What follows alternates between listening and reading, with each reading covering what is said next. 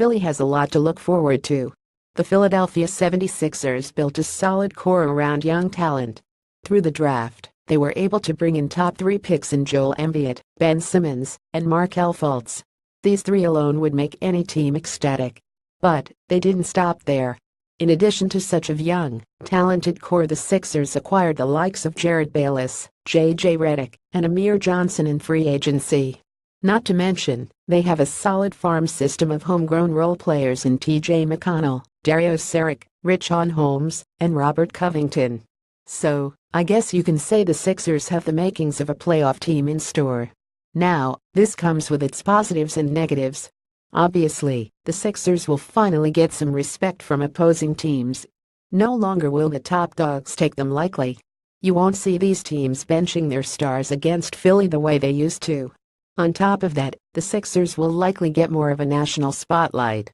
The team already has a Christmas game, as well as 14 nationally televised games. That's all well and good, but that doesn't mean the Philadelphia 76ers can coast this season. With all of this added press, the Sixers have a target on their back. Opposing teams will likely see them as a more prominent threat, especially in a weaker Eastern Conference.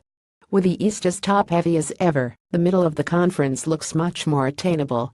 The Sixers will likely play a major role in this playoff hunt now. In previous years, fans of the Philadelphia 76ers didn't necessarily care about losing. The end goal was to acquire quality young talent, something the team didn't a good job of before. Now that they have the talent, that talent needs to find a way to compete.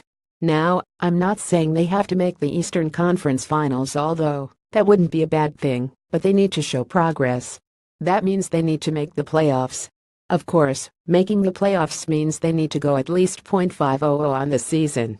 That would be a 13-game improvement on the previous season. Is this attainable? Absolutely. Remember January, the Sixers went 10-5 that month and started to look like they could think about the playoffs.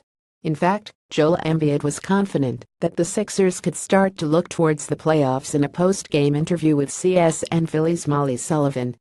While that did not end up happening, such a bold statement still resonates with this team. This year, they should think about the playoffs. Ultimately, the Philadelphia 76ers need to live up to the hype.